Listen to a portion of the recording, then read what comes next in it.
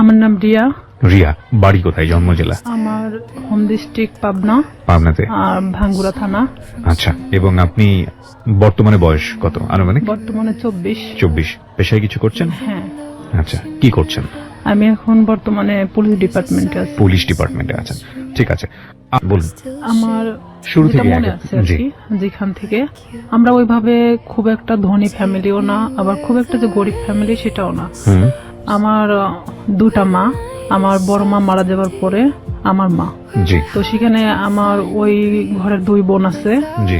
আমরা 1 ভাই 3 বোন, এই যে আমরা সর্বমোট 6 জন।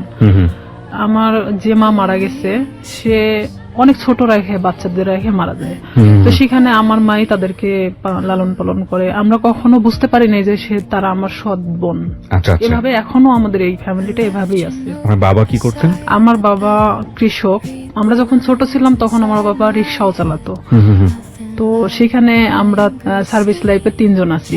আমি, আমার ছোট বোন আর আমার ভাই, 3 জনই আমরা পুলিশ ডিপার্টমেন্টে আছি। আমি বলি গর্বের বিষয় যে আমার বাবা একজন কৃষক কিংবা রিক্সা চালক হিসাবে আমাদেরকে যেখানে নিয়ে আসছে, এটা অনেক বড় বিষয়। নিশ্চয়ই। আমার বাবা অন্যের জমি চাষ করত, অন্যের জমি লিজ নিত, বর্গা নিত, নিয়ে চাষ করে আমাদের জীবনটা এভাবেই চলতো। কিন্তু কখনো আমরা যে 5 বোন 1 ভাই, আমার বাবা কখনো অন্যের কাছে হাত পাততে দেয়নি। আমরা যতটুকুন পাইতাম, কখনো আমরা বুঝি নাই অভাবটা, কারণ আমাদের বুঝতে দিত না। ঈদের সময় আসলে আমাদেরকে সবাইকে যেভাবেই হোক না কেন ড্রেস দিত। দেখা যেত আমার যে বড় বোন ছিল তাকে ড্রেস দিতেই হবে। তো আমি না এরকম আগে থেকেই ভাবতাম, আমার বাবা তো আসলে একজন কৃষক, সে আমাকে ঈদে দিলে পরের ঈদে হয়তো অন্যজনকে দিবে। কিন্তু আমার বড় বোনের মধ্যে এটা ছিল না। কিন্তু ও মানুষ হিসেবে খুব ভালো একটা মানুষ। কিন্তু সেখানে আমার ভাই তো বড় ছিল, আমাদের 3 বোনের বড় ছিল। ভাই তো ইচ্ছা করলে কিছু করতে পারতো, কিন্তু সে একটা অন্যরকম কোয়ালিটির।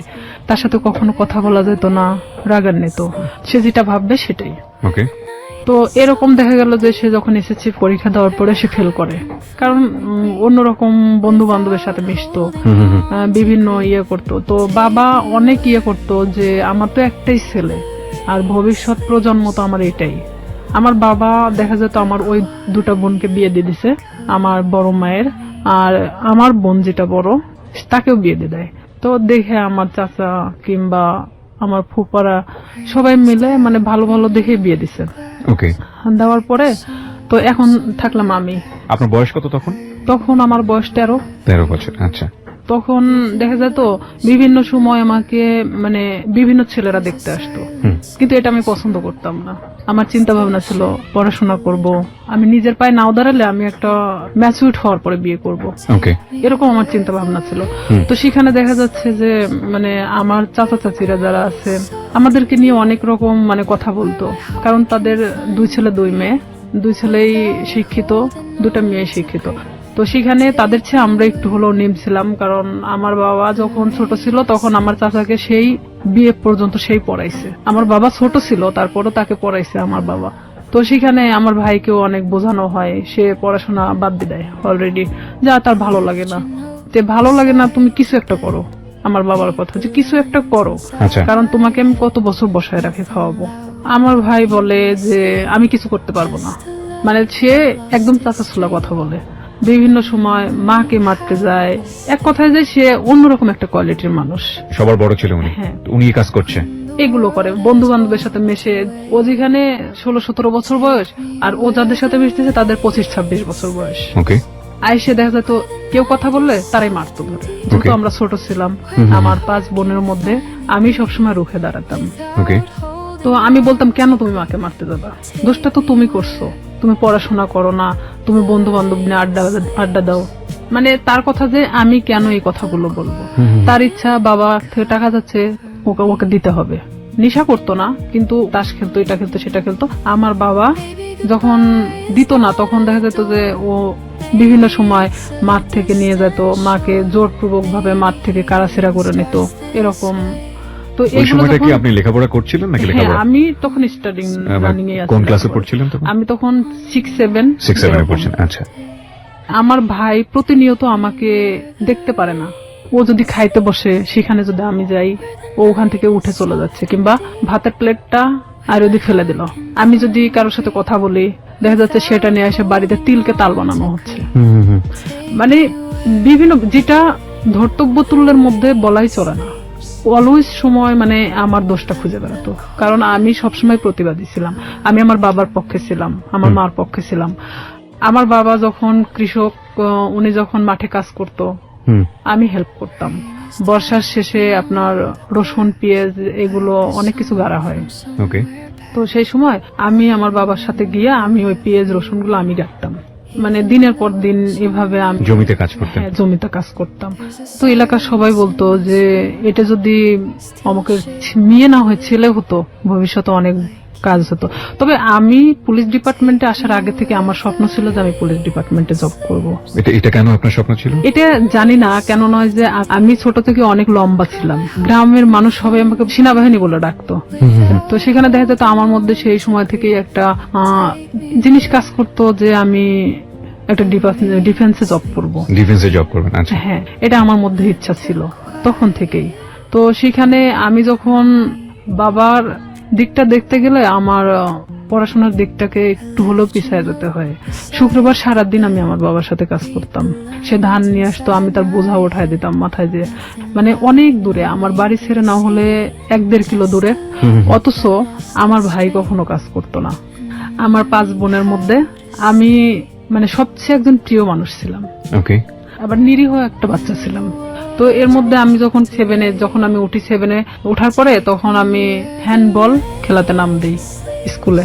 তো স্কুলে যখন আমি হ্যান্ডবলের নাম দেই, তখন সেখানে আমি এসএসসি পর্যন্ত খেলাধুলা যখন করছি, তখন আমি কিন্তু রাজশাহী বিভাগ পর্যন্ত খেলছি। ওরে বাবা! আমার ইচ্ছা ছিল যে আমি একসময় খেলোয়াড় হব। আচ্ছা। তো এখান থেকে আমার এক বেস্ট ফ্রেন্ড ছিল রূপা। রূপার বাড়ি আর আমার বাড়ি 2 বাড়ি পরে। তো রূপার সাথে আসলে কেউ মিশতো না, কারণ ওর বাবা নিজে থেকে ওকে গানের জগতে ঠেলে দেয়। গান তো দূরের কথা, ওকে নিয়ে মানে এক ধরনের দেহ ব্যবসা করানো হয়। ওর বাবা নিজেই করাতো, যেটা ওর পছন্দ ছিল না। ও আমার সাথে ডিসকাস করতো। এই জিনিসটা আমার ভাই আরো মানে নিতে পারে না যে কেন আমি রূপার সঙ্গে মিশি। কিন্তু রূপা আমি একই ক্লাসে একই সাথে পড়াশোনা করতাম।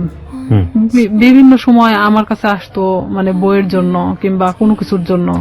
এটা নিয়ে আমার সাথে অনেক সিনক্রেট করতো, আমারে মারতো ধরে। একদিন আমার বইগুলোই পোড়ায় দিছে, যে তোর বই পোড়ায় দিলে তাহলে তোর কাছে আসবে না সে। আমি অনেক কান্নাকাটি করি। পরে আমার বাবা আবার বই কিনা দেয়।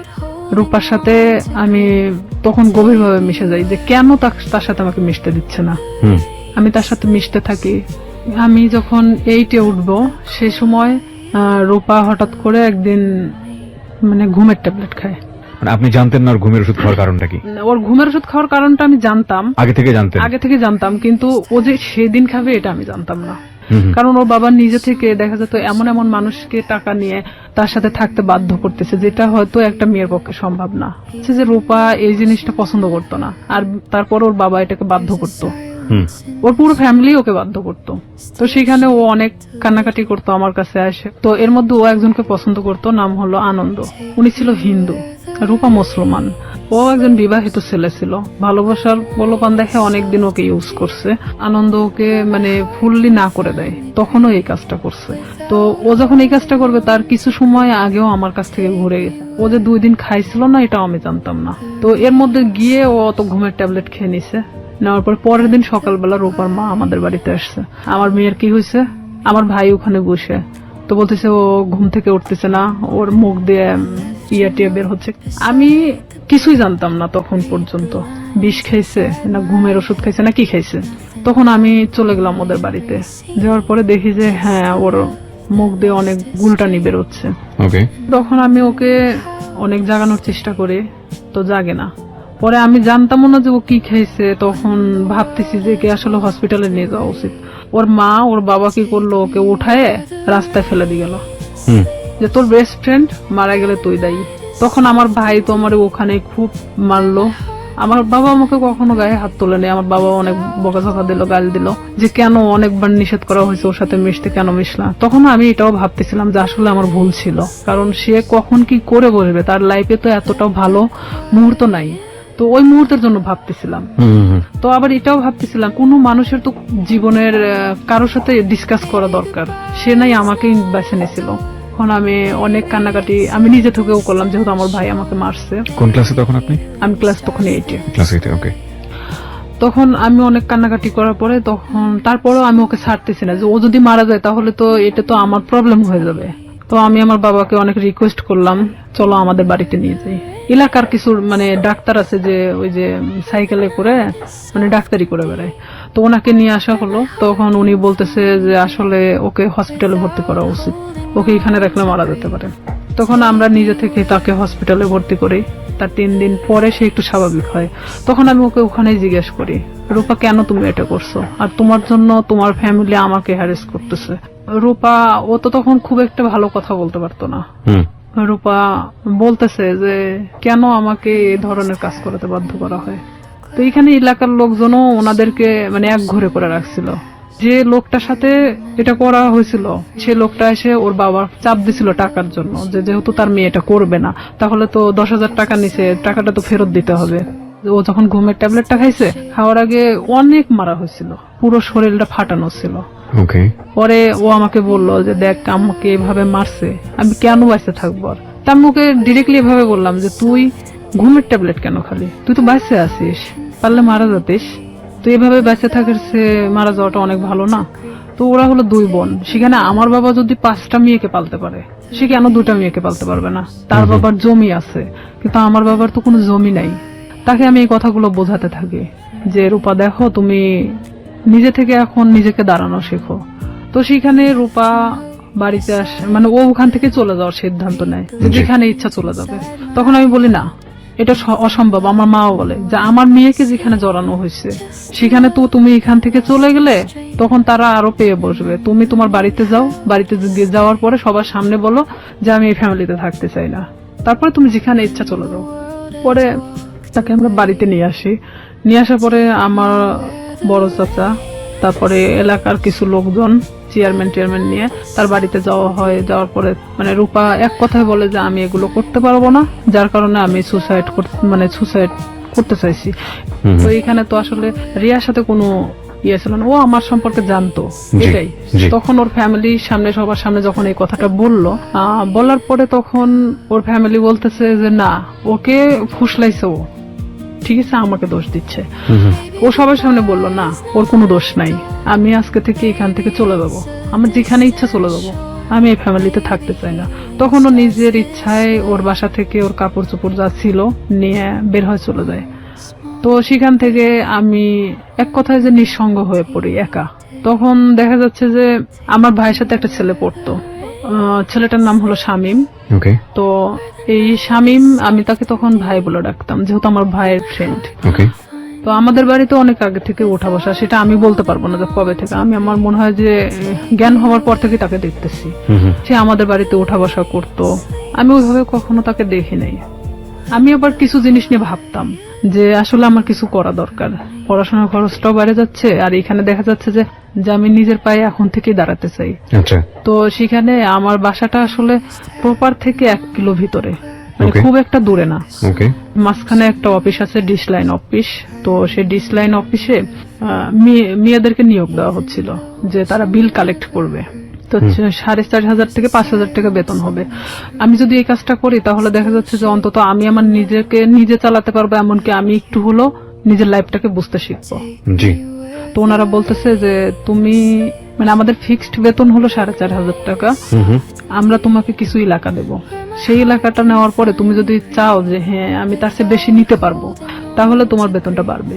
আর যদি তুমি সেই এলাকার মধ্যেই থাকো যে এর চেয়ে আমি বেশি পারবো না, তাহলে তোমার 4,500 টাকার বেশি হবে না। আমাকে সব কথা খুলে বলা হয়।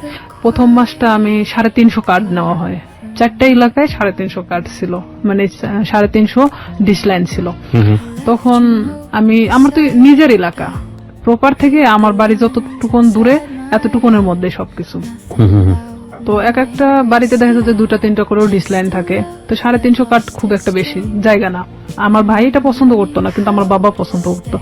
তো সেখানে আমি যখন এই কার্ড নিয়ে প্রথম বাড়ি বাড়ি যাই, তাদেরকে আমি বলে আসি যে দেখেন আমি তো প্রত্যেকদিন আসতে পারবো না, হয়তো একটা এলাকায় আমি 1 দিন করে ঢুকবো, আপনারা একটু টাকাটা রাইখে দিয়েন, বেশি তো না 100 টাকা করে রাইখে দিয়েন, আমি আসি নিয়ে যাব। তো আমি এভাবেই যখন বিল কালেক্ট করতে থাকি, আমার দেখা যেত যে মাসে 3 দিন বের হলেই হয়ে যেত। আমি ইচ্ছা করলে আরো মানে জায়গা নিতে পারি। ডিশ লাইনে আপনি মেয়ে হয়ে হয়ে বিল কালেক্ট করতেন, কোনো হ্যাঁ, সমস্যা হতো আমাদের না? ওখানে সবাই মানে সব মেয়েরা করে মেয়েরা সব কাজ। করে। আচ্ছা আচ্ছা, ওকে, খুব ভালো তো। হ্যাঁ, তো আমি আমার স্কুল শেষ করে আমি যখন হাঁটে আসতাম ওই এলাকা দিয়ে, তখন আমি ওই বিল কালেক্ট করতে করতে চলে আসতাম। এটা শামীমের বাড়ির মধ্যেও পড়ছে আমার এলাকাটা। জি। তখন শামীমের বাসা তো ওই ডিশ লাইনের অফিস থেকে 200-300 গজ দূরে হবে। একদিন হঠাৎ করে শামীম আমাদের বাড়িতে আসে। উনি কি মানে সম্পর্কে কি হতো আপনাদের? সম্পর্কে আমার ভাইয়ের বন্ধু। আপনার ভাইয়ের বন্ধু হতো? হ্যাঁ। ওকে। ওইভাবে চেনা, কিন্তু আমি কখনো কথা বলতাম না। হঠাৎ যদি কথা বলতাম মানে ভাইয়া হিসাবে কথা বলতাম। সে আমার 10 বছরের সিনিয়র ছিল। উনি আমাকে একদিন এসে খোঁজ করে আমার মার কাছে। মাকে এসে বলতেছে যে রিয়া কোথায়? তো আমার মা বলতেছে ভিতরে আছে। এখন আমাকে ডাক দিল, আমি আসলাম। তো বলতেছে যে তোমার নাম্বারটা দেওয়া যাবে? তো বললাম কেন? আমার মার সামনে বলতেছে। তো বললাম কেন? তো বলতেছে যে আসলে আমার তো 2 মাসের বিল দেওয়া হয় নাই, তো আমি তো এই মাসেও দিতে পারবো না। তো যখন দিব তখন তোমাকে আমি ফোন দেবো। তো বললাম ঠিক আছে। যেহেতু ভাইয়ের বন্ধু, সেখানে তো আমি কখনো এ ধরনের কোনো কিছুই ভাবিনি তাকে নিয়ে। আমাকে যেদিন নাম্বারটা নিয়ে গেছে তার পরের দিন রাত্রে ফোন দেয়। এটা হলো 2007 সালের ঘটনা। আমি তখন ক্লাস 8 এর শেষের দিকে। আমি ফোনটা রিসিভ করলাম। রিসিভ করার পরে সে কথা বললো না। আর আমি ওনার নাম্বারটা চিনতামও না। কথা বলে না। তো 2-3 বার আমি ফোনটা রিসিভ করলাম। রিসিভ করার পর তখন রাত 12টা বাজে। আর 2007 সালের ওদিকে 12টার পরে যে 25 পয়সা মিনিট ছিল, তো সেই সময় ও আমারে ফোন দিত। তো ফোন দিত, আমি কথা বলি যে কে কে এরকম বলতাম। আর তখন ওইভাবে আসলে ব্ল্যাক লিস্ট এটা সেটা বুঝতামও না। জি। তো ওইভাবে তো ফোনটা ব্ল্যাক লিস্টও করতে পারতেছি না। এখন আমি তো বারবার বলতেছি কি আপনি কথা বলেন না কেন? তো হঠাৎ করে অন্য একটা নাম্বার থেকে ফোন দিছে। তো এখন বলতেছে রিয়া আমি শামীম। আমি বলতেছি কোন শামীম? তো বলতেছে যে তুমি আমাকে চেনো না? আমি বললাম না। তো আমি তখন বুঝতে পারছি যে শামীম বলতে তো উনি হবে। তো আমি বলতেছি না, আমি তো ঠিক চিনলাম না, আপনি কে? তো বলতেছে যে আমি তোমার ভাইয়ের বন্ধু। তো আমি বললাম হ্যাঁ বলেন। তো এত রাত্রে ফোন দিচ্ছেন কেন? তো বলতেছে যে তোমার সাথে আমার কিছু কথা ছিল।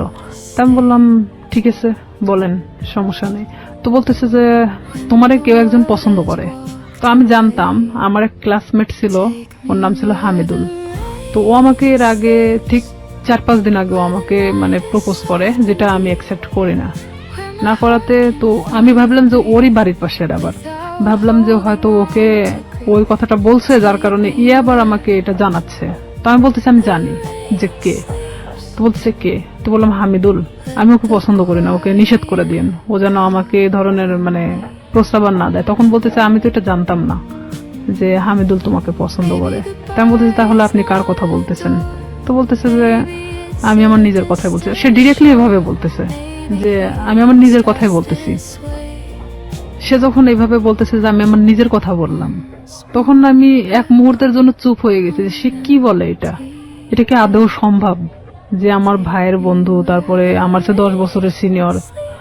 তো আমি সেখানে না বলে দিই, যেটা ভাই কখনোই সম্ভব না।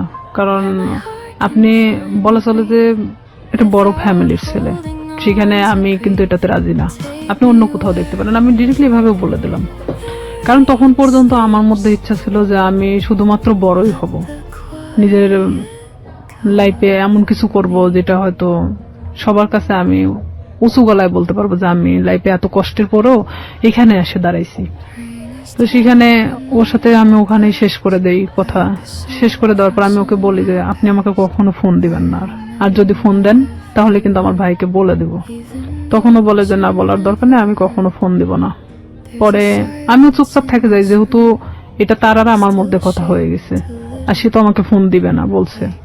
তো পরে যখন ও তার 5 দিন পরে আমারে ফোন দেয়, আমি তখন একটা এলাকাতে ছিলাম, মানে বিলটা ওঠাচ্ছিলাম, সে সময় আমারে ফোন দিছে অন্য একটা নাম্বার থেকে।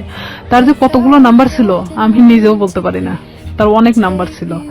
সে বিভিন্ন সময় বিভিন্ন নাম্বার থেকে আমাকে ফোন দিত। আচ্ছা। বিভিন্ন ছেলেদের সাথেও কথা বলাতো, মানে হঠাৎ করে একটা অন্য কণ্ঠ। আমি যখন মানে বলতেছি কে আপনি, এটা সেটা জিজ্ঞেস করতেছি, তখন দেখা যাচ্ছে যে আবার ফোনটা মানে নিচে নেওয়ার পরে বলতেছে আমি অমুক। তা আমি যখন বললাম যে আচ্ছা আপনি এরকম কেন করতেছেন আমার সাথে, পরে ও এটা নিয়ে বলতেছে যে আমি সিরিয়াস তোমাকে পছন্দ করি।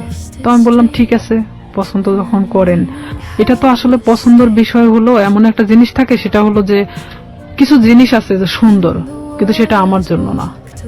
ওকে। তো সেখানে আপনি একটা বড় লোক ফ্যামিলির ছেলে, আপনার সাথে সম্পর্ক হওয়াটা আমার জন্য অনেক ওই ছিঁড়া কাঁথায় শুয়ে লাখ টাকা স্বপ্ন দেখার মতো, এটা কখনোই সম্ভব না। পরেও আমাকে বলে যে না, আমি সত্যি সিরিয়াস বলতেছি, আমি তোমাকে খুব পছন্দ করি। পরে আমি পুরোপুরি সিম কার্ডটাই চেঞ্জ করে দিই, যে তার সাথে সম্পর্ক করা আমার মোটেও পসিবল ছিল না, এটা তো অসম্ভব একটা জিনিস।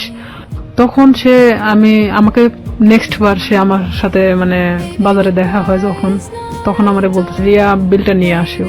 তো তখন আমি বলি যে এখানেই দিয়ে দেন, আমি তো এখানেই আছি, কার্ডটা আমার সঙ্গেই আছে, আপনি এখানেই দিয়ে দেন।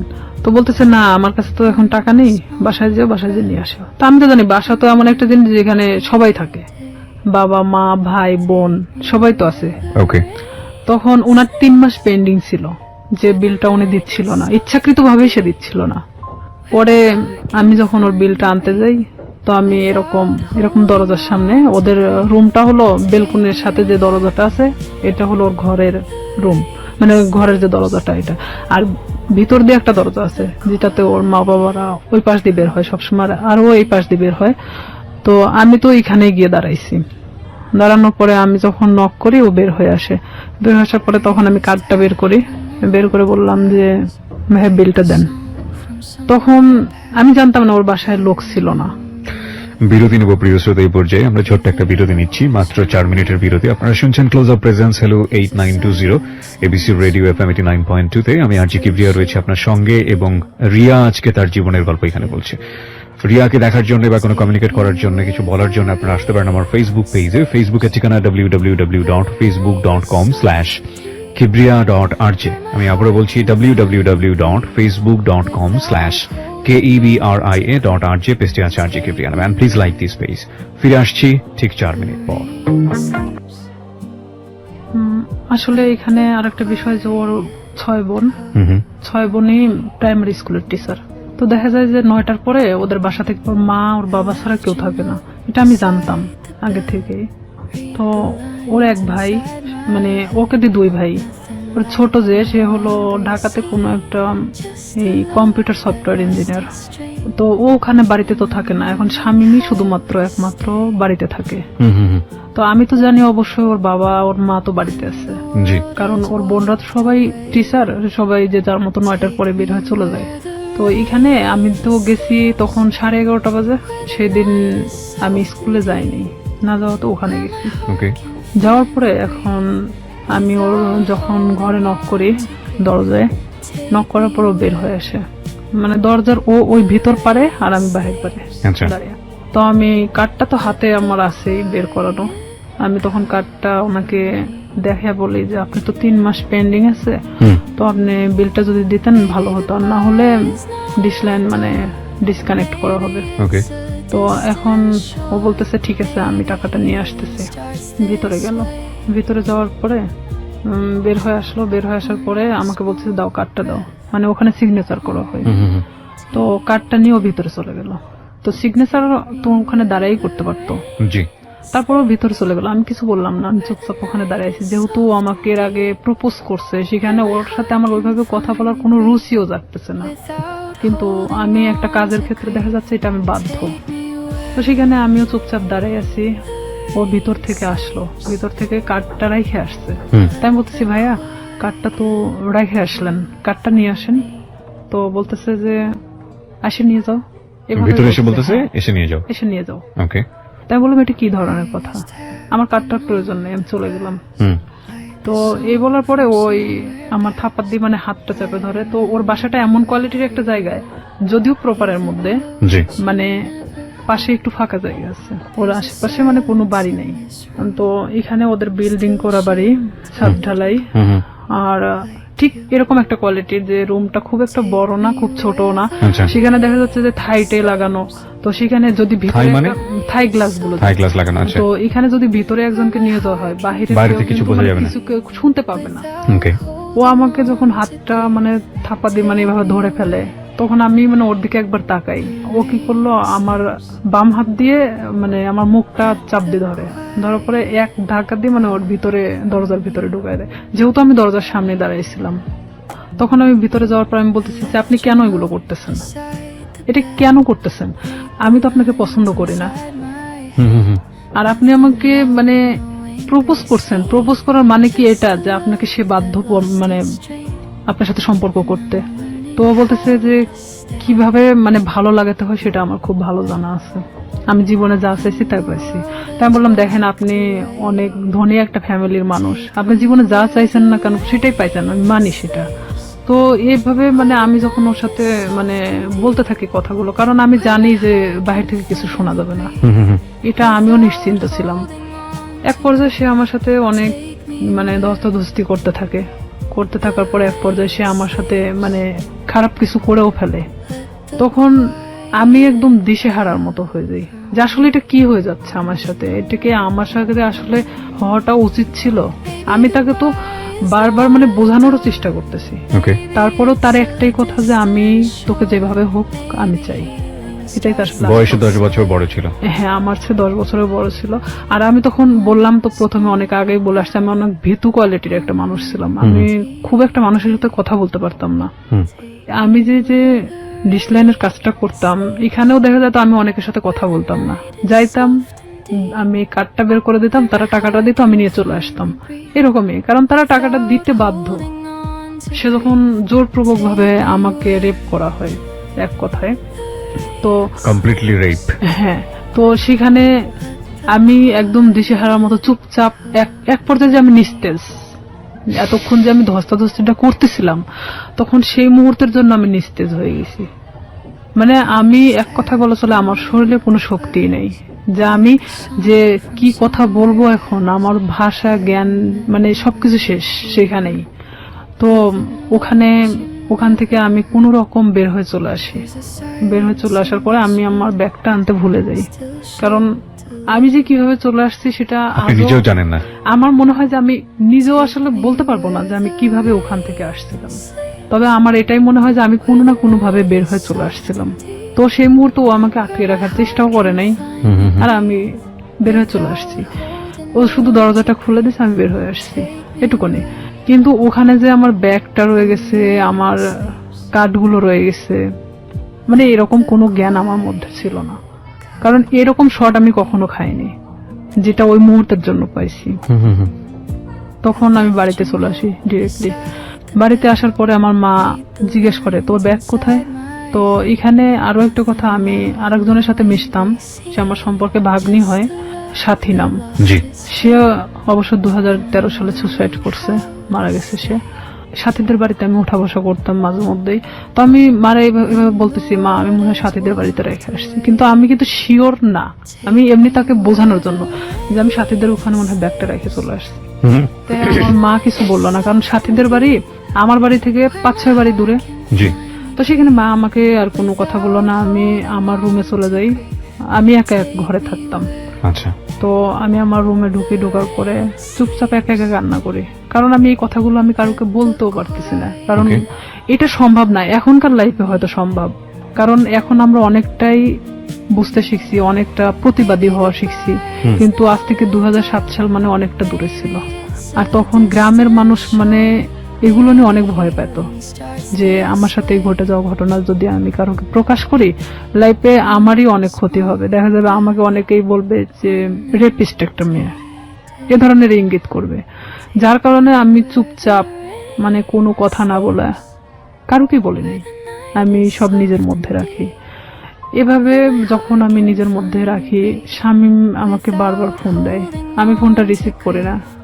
রিসিভ না করাতে ও আমাকে প্রায় আমাদের এলাকায় এসে দাঁড়ায় থাকতো। আপনি এই যে এত বড় একটা ঘটনা ঘটে গেল, এরপরে আপনি কোথাও বিষয়টা শেয়ার করেননি কারোর সঙ্গে? কাউকে কিছু বলেননি? কারণ আমি তো আসলে ভাবতেছিলাম যে আমি এই কথাটা কিভাবে বলবো, যাকেই বলবো না কেন এটা তো বার্গেনিং হয়ে যাবে, আর পুরো এলাকা ছাড়া যাবে। তখন আমি কিভাবে মানুষের সামনে মুখ দেখাবো?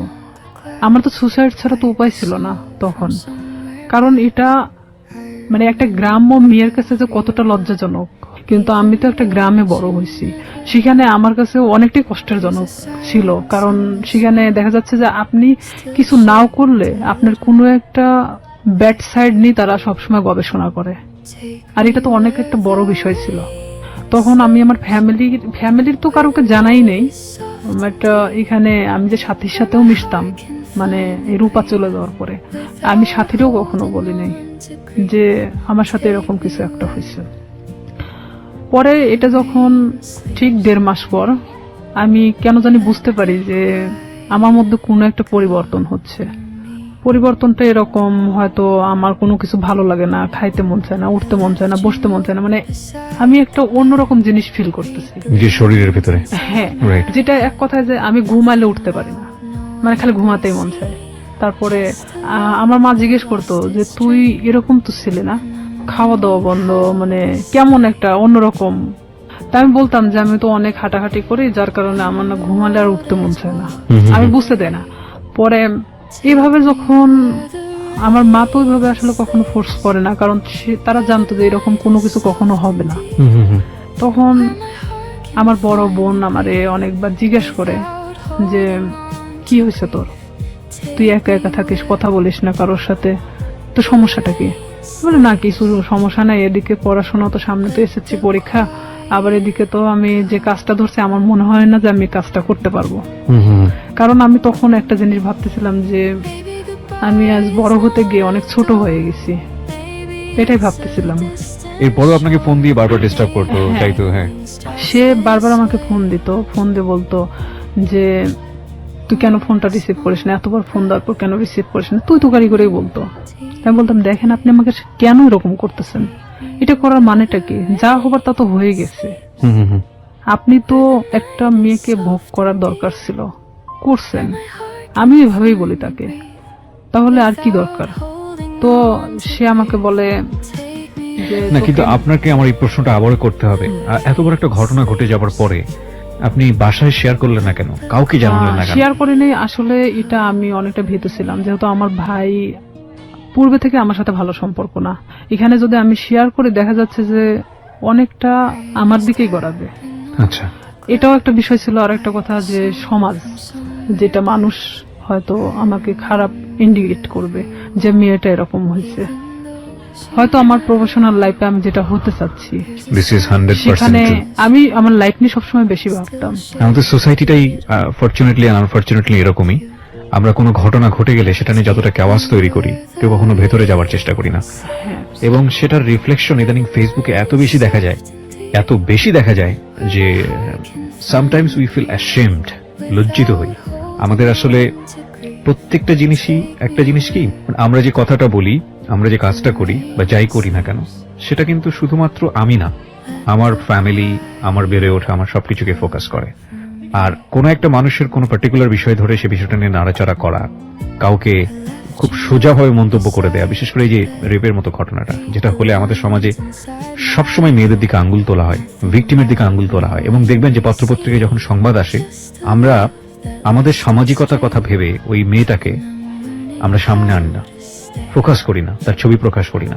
কেন করি না এই কারণে সামাজিকতায় সমস্যা হবে। তেমন আমাদের সামাজিকতা কতটা দুর্বল। একজন মানুষ, আমি সম্ভবত ইন্ডিয়াতে এরকম একটা কেস আমি দেখেছিলাম যে সে রেপড হয়েছিল এবং সে ভিকটিম বলতেছিল যে আমি কোথাও ফেস লুকাবো না, আমি টেলিভিশনে গিয়ে সাক্ষাৎকার দেবো, আমি বলবো আমার সঙ্গে এটা হয়েছে ওটা হয়েছে। আমি কেন ফেস লুকাবো, আমি তো কোনো অপরাধ করিনি। আমি বলছি না যে ইন্ডিয়ার সমাজ আমাদের চাইতে অনেক বেশি অ্যাডভান্স, বাট তার চিন্তা ভাবনাটা অনেক বেশি অ্যাডভান্স ছিল। কিন্তু বড় কথা হচ্ছে সে এতটা সাহসী পদক্ষেপ নিয়েছে, ঠিক আছে, কিন্তু এই সাহসী পদক্ষেপ কি সমাজ ভালোভাবে দেখেছে? এবং দেখে না বলেই আমরা যে মেয়েটি রেপ হয় তাকে আমরা ফোকাস করি না এবং করতে পারি না। সো যেটা বলছিলেন আপনি, তারপরে যখন আপনি যে জায়গাটায় ছিলেন যে আপনি ফ্যামিলির কাউকে বিষয়টা শেয়ার করেনি এবং আমি- আপনি শরীরের মধ্যে একটা চেঞ্জ পাচ্ছিলেন, ঘুমাচ্ছেন তো চিনতে ঘুমাচ্ছেন। পারছিলাম। হ্যাঁ। আবার আরেকটা কথা যে আমি আমার প্রফেশনাল লাইফটাকে নিয়ে বেশি ভাবতেছিলাম। এটা আমার ছোট থেকে স্বপ্ন ছিল পুলিশ হওয়ার।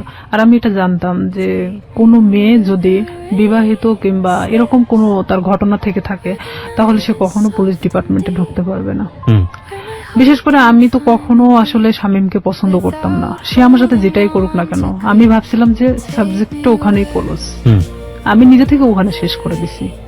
কারণ আমার সুসাইড করার কোনো ইচ্ছা ছিল না। আমি কারোর কাছে রেপ হয়েছি তার মানে এই নয় যে আমি হারে গেছি, হুম, হুম, হুম। এটা আমার মধ্যে ছিল না যে আমি সুসাইড করব। আমি কখনো হারতে শিখি নাই, যেখানেই গেছি না কেন আমি যদি কষ্ট করে হলো সেটাকে আমি অর্জন করছি। তো সেখানে দেখা যাচ্ছে আমি আমার চেঞ্জের বিষয়টা, যে আমি নিজের মধ্যে মানে কোনো কিছু ফিল করতেছি যে আমি খাওয়া দাওয়া এটা সেটা আমার খুব প্রবলেম হচ্ছে, তখন আমি নিজে নিজেই মানে এটা নিয়ে ভাবতে থাকি। তখন কেন জানি মনে হয় যে আচ্ছা শামীম তোমার সাথে এটা করছে, আর আমি আসলে প্রেগনেন্ট বিষয়টা বুঝতাম না তখনও, যে কিভাবে এটা মানে প্রেগনেন্ট হয়। জি। তখন আমি আমার পাশের বাড়ির এক ভাবিরে জিজ্ঞেস করি, আচ্ছা মানে কথায় কথায়, তার সাথে আমি অনেক ফ্রি ছিলাম, জিজ্ঞেস করি যে ভাবি আমি তো অনেক কিছুতেই আসলে জানার চেষ্টা করি, তো আসলে একটা মেয়ে প্রেগনেন্ট হয় কিভাবে? তো বলতেছে বিয়ে কর তারপর বুঝবি। আমাদের সে হাসতে হাসতে এই কথা বললো। তো বললাম যে আপনি তো ভাবি, তো আপনি না বললে আমরা শিখবো কোত্থেকে? আমি আবার তাকে হাসতে হাসতে এই কথাটা বলি। তো বলতেছে যে এরকম মানে মেয়েদের তো প্রত্যেক মাসে যে ইয়াটা হয়, এটা যদি দেখা যাচ্ছে যে কারোর সাথে মানে তার হাজবেন্ডের সাথে মেলামেশা করার পরে যদি না হয় তাহলে সে প্রেগনেন্ট। তখন আমি যখন ওখান থেকে এই কথাটা শুনছি, আপনি বিশ্বাস করবেন না, আমি মনে হয় এক মুহূর্তের জন্য এই পৃথিবী ছেড়ে চলে গেছি। যা আমিও তো ঠিক 1.5 মাস হলো এরকম অবস্থাতে আসছি, আমারও তো এটা হয়নি, তার মানে কি আমি প্রেগনেন্ট? এটা আমি এখন কিভাবে এটাকে লুকাবো? কারণ এতক্ষণ পর্যন্ত যা ঘটে গেছিল সেটা লুকানো সম্ভব ছিল, বাট এটা এখন আমি কিভাবে লুকাবো? এটা কি আদৌ সম্ভব? আর তখন এক মুহূর্তের জন্য মনে হচ্ছিল যে আমার চেহারার মধ্যে একটা অন্যরকম ছাপ নামে আসে। তখন আমার ওই ভাবি বলতেছে তোর কি হয়েছে? আমি বললাম না আসলে শরীরটা কয়েকদিন ধরে ভালো লাগতেছে না, অটোমেটিক কেন জানি মনে হচ্ছে প্রেশারটা নামে গেছে। তো আমি তো ওখানে বসে পড়ি, প্রায় আমি আধা ঘন্টার মতো বসে মানে নিজে নিজে ভাবতে থাকি। আর আমার শরীরটা এত ঘামতেছিল, মানে এক কথায় যে আমি মৃত মানুষের মতো বসে আছি। তো তখন ভাবি যে এটাকে আমি কিভাবে সমাধান করব, আমি কিভাবে আমার ফ্যামিলিকে বলবো এখন, যেটা 1.5 মাস আগে ঘটে যাওয়া ঘটনা। আর এর মধ্যে কন্টিনিউ ও আমার সাথে এরকম যোগাযোগ রাখার চেষ্টা করে, কিন্তু আমি রাখি না। তখন ইচ্ছাকৃতভাবে আমি ওকে ফোন দিই ব্যাপারটা আসলে জানানোর জন্য যে এটার কি কোনো সমাধান আছে কিনা, যদি হয় নিজে থেকে সমাধান করার মতো। কারণ আমি চাই না যে আমি আমার লাইফে কখনো থেমে থাকি কারোর জন্য। তখন ওকে আমি যখন ফোন দিয়ে বলি যে শামীম আমি তো এরকম, আর এটা বিষয় তো আমি জানতামও না, তুমি তো আমার সাথে 10 বছরের সিনিয়র, তুমি যে আমার সাথে এটা করছো, যেটাই করো না কেন তুমি আমাকে বলতে পারতা যে এরকম হওয়ার সম্ভাবনা আছে, তুমি সেটাও আমাকে বলো নাই। তো এখন বলতেছে যে এখন তুই কি করবি সেটা তুই জানিস, সেটা আমি জানি না। তখন থেকে totally or SIM card of, মানে যখন আমি ব্যাপারটা ওকে জানাই তখন থেকে ওর সিম কার্ডটা টোটালি অফ করে দেয়। আমরা আরেকটা বিরতি নিচ্ছি রিয়া, তারপর সিমটা বন্ধ। হ্যাঁ, সিমটা তখন বন্ধ ছিল। আমি অনেক চেষ্টা করি, আমি সারা রাত চেষ্টা করি, কারণ সেই ছিল একমাত্র আমার লাইফের ঘটনা জানে, যেটা তার সাথে ঘটে যাওয়া। কোনো ক্রমে যদি আমাকে এটা থেকে মানে রেহাই দিত তাহলে হয়তো আমি আমার সামনের লাইফটা হয়তো ভালোভাবে কাটাতে পারতাম। কারণ আমি গ্রাম্য মেয়ে হিসেবে আমি এটা কখনোই মানে ফ্ল্যাশ করতে পারতেছিলাম না, এটা আমার কখনো সাহসে কুলায় উঠতেছিল না। ওকে। যখন ওকে আমি বারবার ফোন দিতে থাকি, ওর ফোনটা সুইচ অফ তো সুইচ অফে, কোনো প্রকার ওকে আমি যোগাযোগ করতে পারতেছি না। তখন আমি ভাবলাম যে কোনো ভাবে এটা আমাকে পদক্ষেপ নিতে হবে। তখন পরের দিন সকালবেলা মানে আমি পুরোটাই আনবো না, এক কথায় যে মানে পাগল বলা চলে, আমার মা খাইতে বললো আমাকে, আমি না খেয়ে বের হয়ে গেলাম বাড়ি থেকে।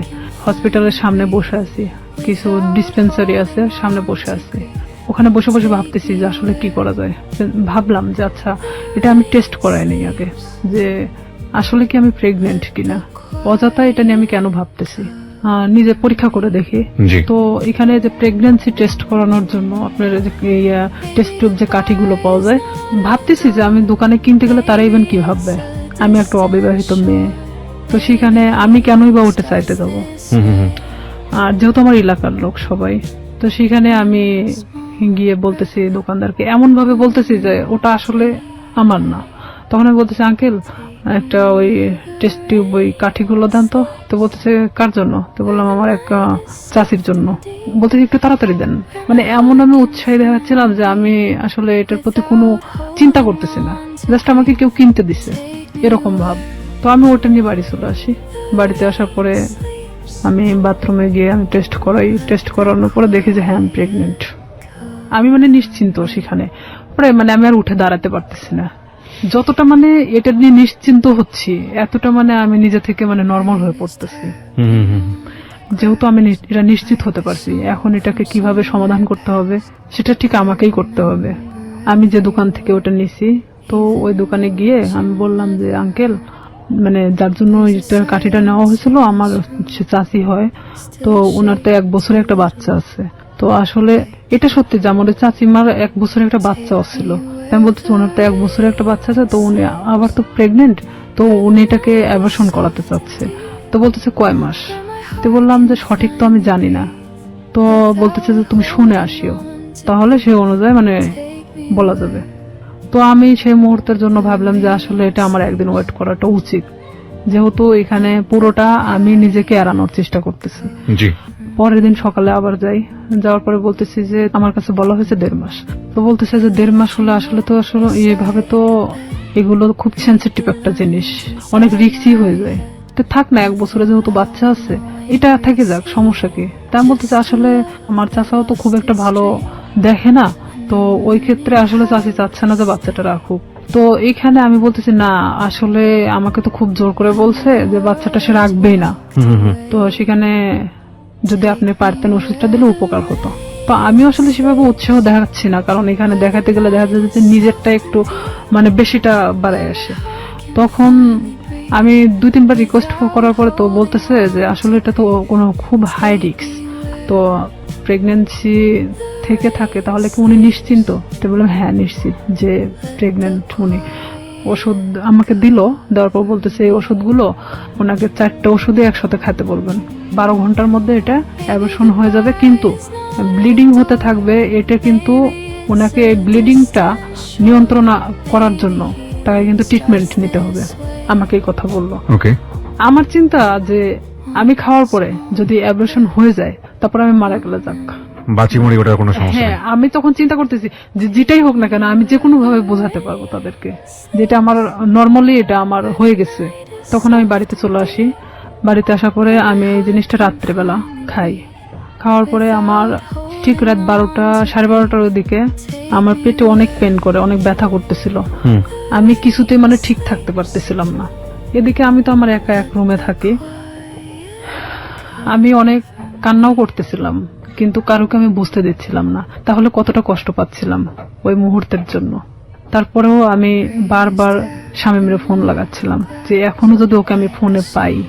ওকে আমি কোনো মতে ফোনে পাচ্ছিলাম না। ওকে ফোনে দিয়ে আপনি কি করবেন? ওকে তো আপনি লাভও মানে করতেন না। আমার রাগ হচ্ছিল প্রচন্ড, যার কারণে আমি ওরে ফোন দিচ্ছিলাম। পরে এভাবে যখন রাত 12টা 12:30টার দিকে আমি বুঝতে পারি যে হয়তো আমার ইয়াটা হয়ে গেছে, তখন আস্তে আস্তে আমার ব্যথাটা কমে আসছিল।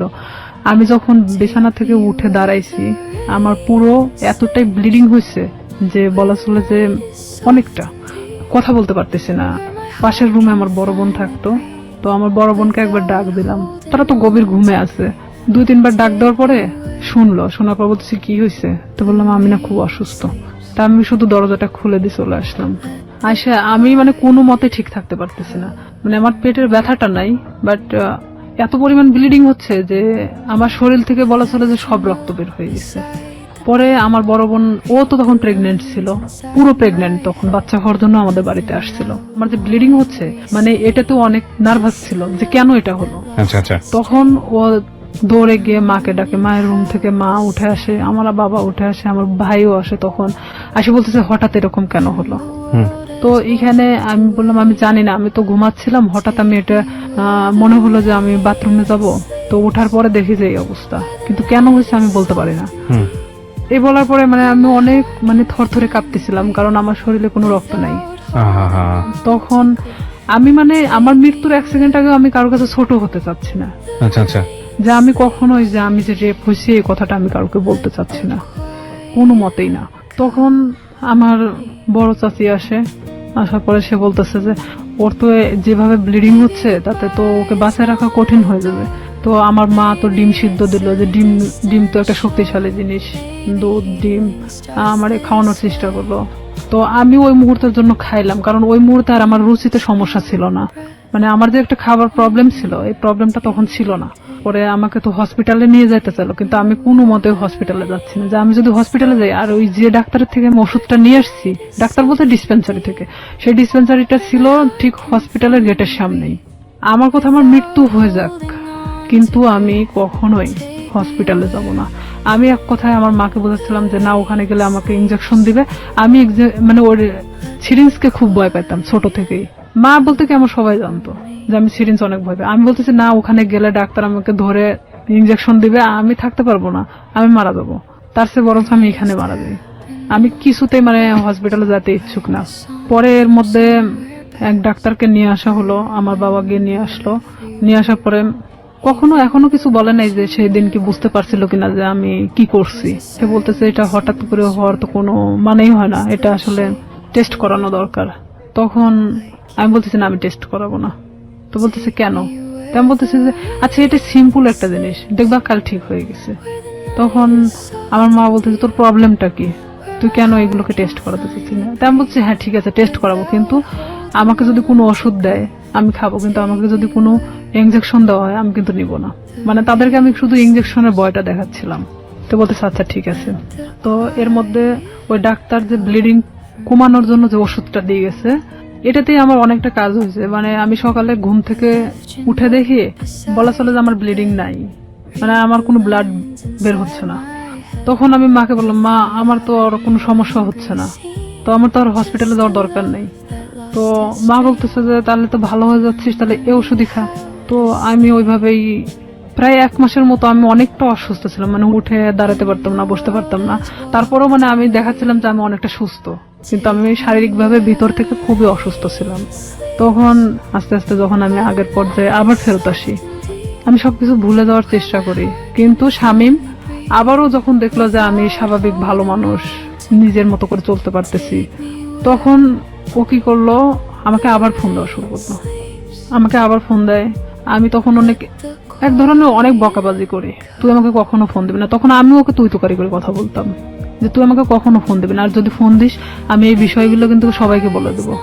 তখন ও বলে কি যে তুই কি বলবি, তোর যে ভিডিও আছে আমার কাছে এটা তুই জানিস।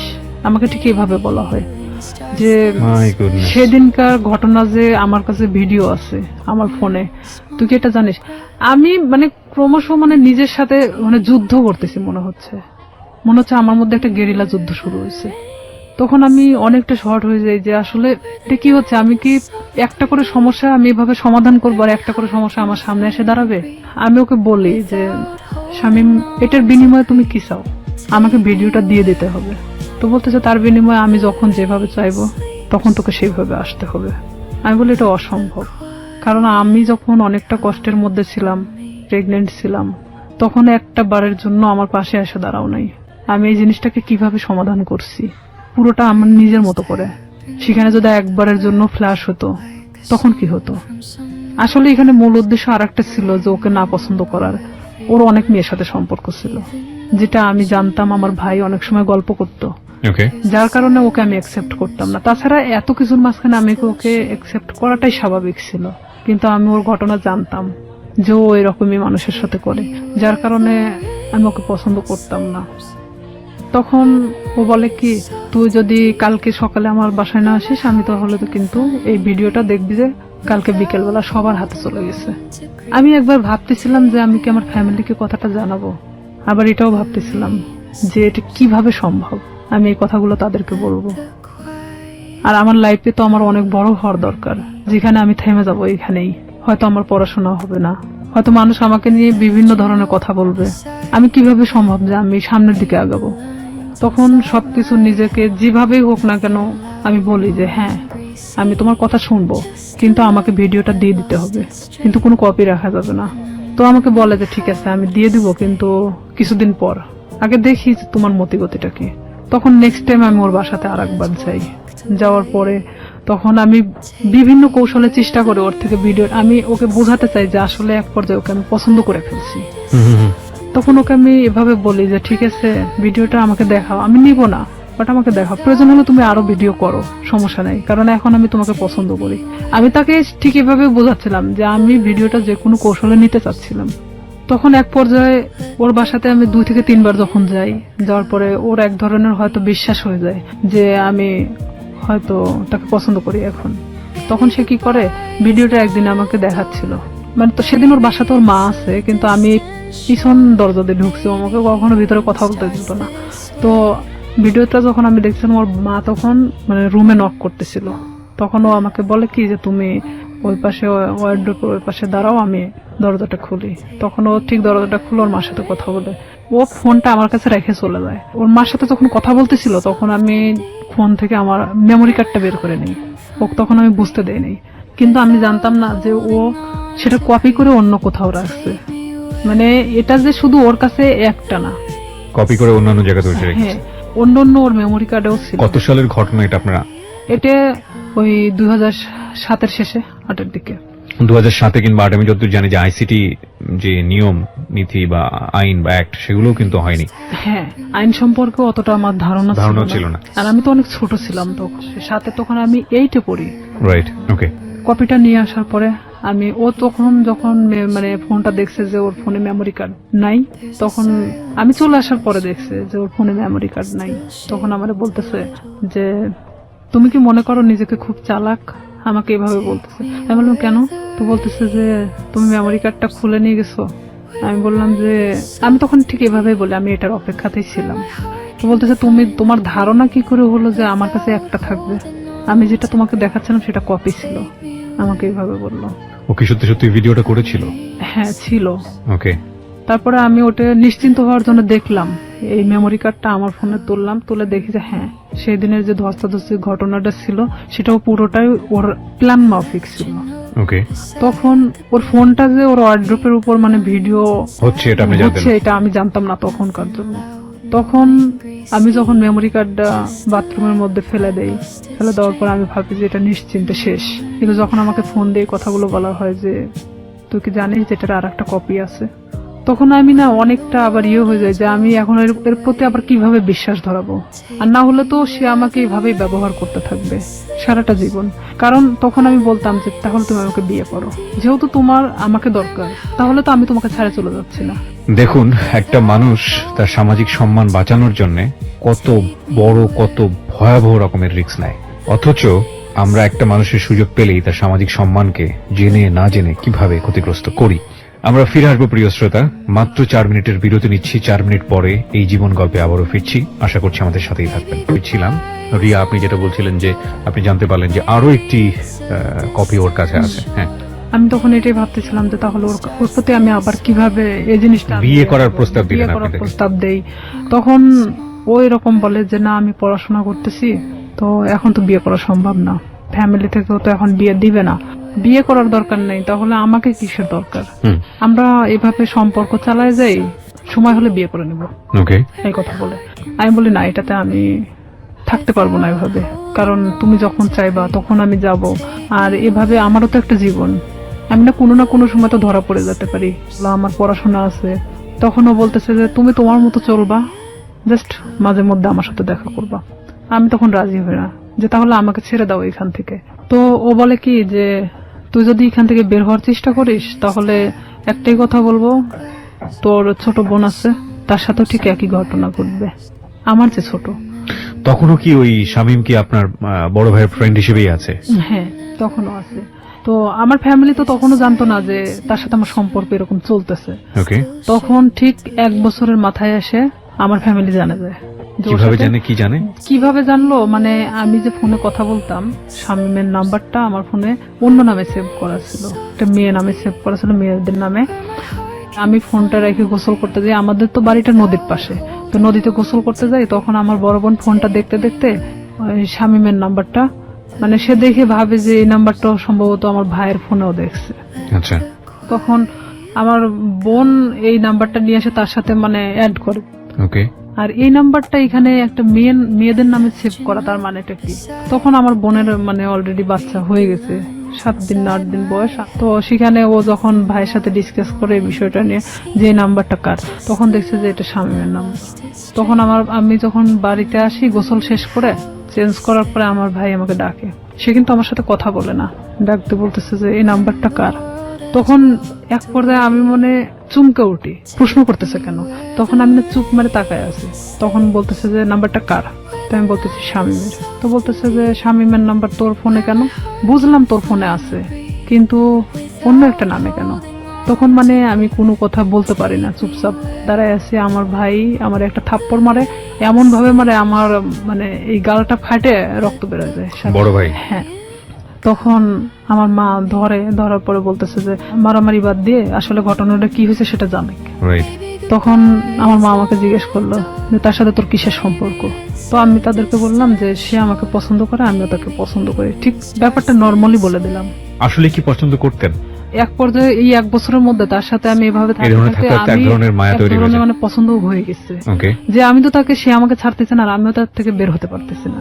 তো আমি জানতাম যে আমার লাইফটা এভাবেই চলবে যতদিন হয়তো এখান থেকে সে আমাকে মুক্তি না দিচ্ছে কিংবা আমাকে বিয়ে না করতেছে। আর আমি তখন থেকে এটাই চিন্তা ভাবনা নিয়ে নিলাম যে যেভাবেই চলুক না কেন, যতদিন নিজের পায়ে মানে নিজে না দাঁড়াতে পারতেছি আমি প্রতিবাদ করব না এটা নিয়ে। তখন আমার ভাই আমাকে অনেক মারার পরে বলতেছে তুই জানিস ওর সম্পর্কে? আমি বললাম যে হ্যাঁ আমি জানি। তো বলতেছে যে কি জানিস তুই? তো বলতেছি যে ও যে অনেক মেয়ের সাথে সম্পর্ক ছিল কিন্তু এখন তো নাই। ও আমাকে সবকিছুই বলছে। তো বলতেছে যে ওর যে এখনো রীতা নামে একটা মেয়ের সাথে সম্পর্ক আছে তুই জানিস? তা আমি বললাম যে হ্যাঁ আমি জানি। আমি কিন্তু কিছুই জানি না, তারপর আমি স্বীকার করতেছি যে হ্যাঁ জানি। তো বলতেছে যে তোকে কি বলছে? তাই আমি বললাম যে হ্যাঁ তার সাথে নাকি সম্পর্ক ছিল এখন নাই। তো বলতেছে ও যে গত পরশুদিনও আমার সাথে গিয়ে দেখা করে আসলো রীতার সাথে, তোকে এই কথাটা বলছে? আমার ভাই কিন্তু নর্মালি আমাকে এভাবে জিজ্ঞেস করতেছে। তাই আমি বলতেছি হ্যাঁ আমাকে বলছে। তো আমি আসলে তাদের মধ্যে তাল পাকায় দিচ্ছিলাম এরকম যে শামীম যদি আমাকে বলে থাকে তাহলে রীতার সাথে কেন সম্পর্ক? তাহলে শামীম আমার সাথে তাহলে এ ধরনের কি ধরনের খেলা খেলতেছে? তখন আমার ভাই বলে যে তুই আরো একটা বিষয় শুনে রাখ, শামীমের সাথে তুই সম্পর্ক রাখিস না। যতই আমি তোকে মারধর করে যাই করি না কেন, তারপরেও তুই আমার বোন। ও আমাকে মারার জন্য তোকে বেছে নিছে। আমি বললাম কেন? তো বলতেছে যে একটা বিষয় নিয়ে ওর সাথে আমার গন্ডগোল হয়েছে, যার কারণে ও আমাকে এমন ভাবে মারতে চাচ্ছে যেটা মৃত মানুষের চেয়েও অন্যরকম একটা ইয়া। তো এখন আমি বলতেছি যে হ্যাঁ সেটা বিষয় আমি জানি। মানে এক কথায় আমি সবকিছু স্বীকার করতেছি যে আমি জানি। তখন এক পর্যায়ে আমি শুয়ে এটা ভাবতে থাকি যে আসলে আমার ভাইয়ের সাথে কি ঘটছে তারা। তখন আমি শামীমরে ফোন লাগাই বলি যে শামীম, ভাইয়ের সাথে তোমার প্রবলেমটা কি? তো বলতেছে কি না তো কোনো প্রবলেম নাই। তাই আমি বললাম যে ভাই তো তোমার আমার বিষয় জানে গেছে, তো এইখানে এখন আমার মনে হয় যে বলে দেওয়াটা উচিত সবকিছু।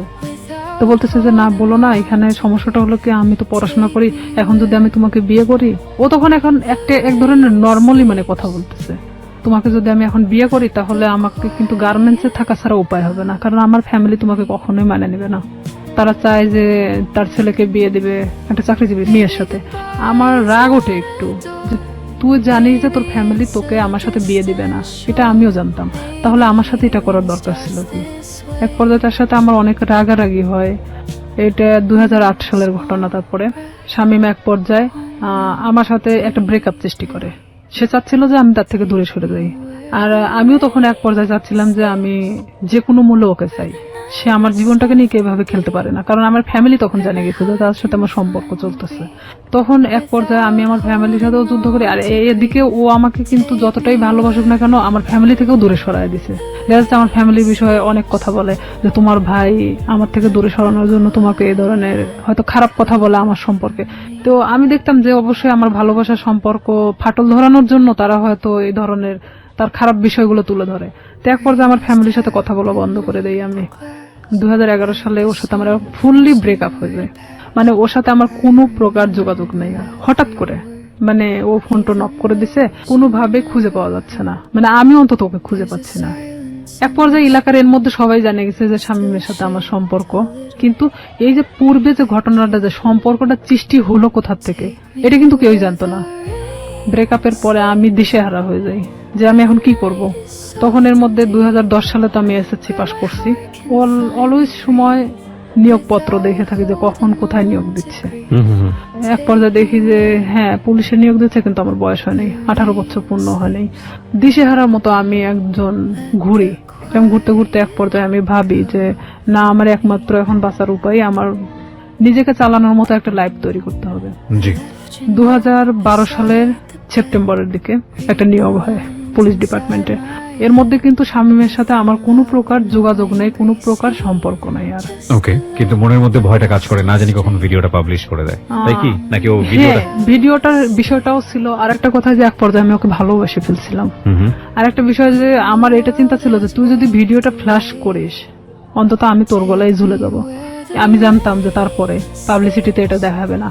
ঠিক আছে, তো ওর গলায় ঝুললে আমার কোনো আপত্তি নাই, ও যদি হ্যাঁ, করে তো তখন তো করবে। আমি পুরোটাই এখন ওর গলায় ঝোলার জন্য ওকে, মানে ওকে। প্রস্তুত। So, এই জন্যই বলি জীবন নাটকের চেয়েও নাটকীয়। আমরা যে সরল রৈখিক চিন্তাটা করছিলাম, চিন্তা করে দেখুন এই যে ভিডিওটা নিয়ে স্বাভাবিকভাবে আমাদের যে চিন্তাটা এবং এই চিন্তার সাথে ওর চিন্তারও একটা মিল আমরা পাচ্ছিলাম, কিন্তু কিভাবে এটা টুইস্ট করলো।